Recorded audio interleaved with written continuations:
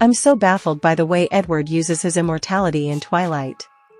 Hello dear, welcome to my Allison News channel. On my channel, you will find viral update news. Please subscribe my YouTube channel. Although Twilight continues to be a pillar of the paranormal romance genre, one aspect of the book series continues to haunt me to this day. In 2005, Stephenie Meyer released Twilight, the very first in a set of 4 books about a romance between a human girl and an immortal vampire. These novels quickly gained popularity among readers, and in 2008, were adapted into movies starring Kristen Stewart and Robert Pattinson. I can certainly respect the impact that Twilight has had on literature over the years, but there is one detail that continues to elude me. A major aspect of the Twilight books and movies is the fact that the Cullens are vampires. As a result, Meyer creates an entire world of lore surrounding vampires. She explains how they sparkle in sunlight, have incredible strength and senses, and form their own society ruled by the Volturi. Yet, there is one aspect of the Cullens' vampire culture that simply doesn't add up to me. Though I can see why Meyer made it this way, in the end, I can't accept that this Twilight detail makes any sense. I can't move past the fact that in Twilight, Edward and his family are immortal, and yet, they choose to spend their time in high school. In the world of the books, it seems that Edward and his siblings redo high school to maintain their identities. They look young enough that nearby humans might be suspicious if they do not attend school. Yet, to me, this seems like a problem Meyer could easily have worked around. I understand that Edward needed an easy way to meet Bella, but it seems unrealistic that a vampire would willingly go back to high school. For some, high school is not a very enjoyable experience. I imagine it is even worse for a vampire. The Cullen family spends 4 years at Forks High School, completing homework and assignments on subjects that they have likely known for hundreds of years. On top of that, they are also forced to be around humans at all times, which may not be an enjoyable experience for immortals like them.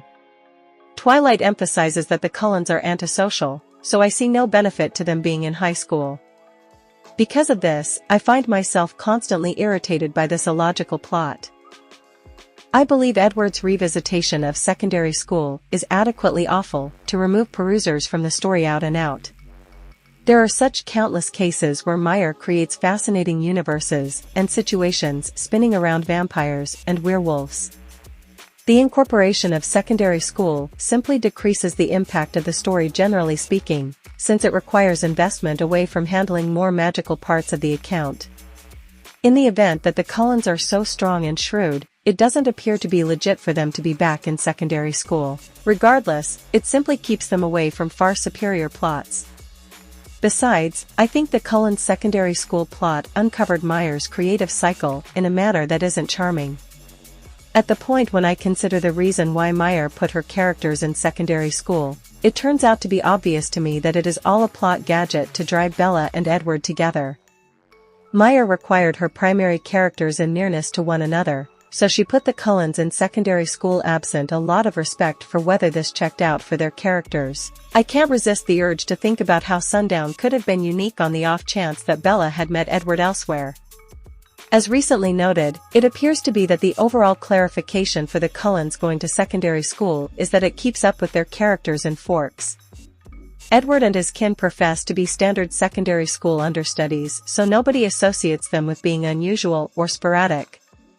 Of course, this happens at any rate founded on their appearances and elements with others. Notwithstanding, in the realm of dusk, the Cullens' apprehension about disclosure appears to offset their own longings to partake in their undying lives. I figure it would have been cooler and more legitimate for the Cullens to do different things.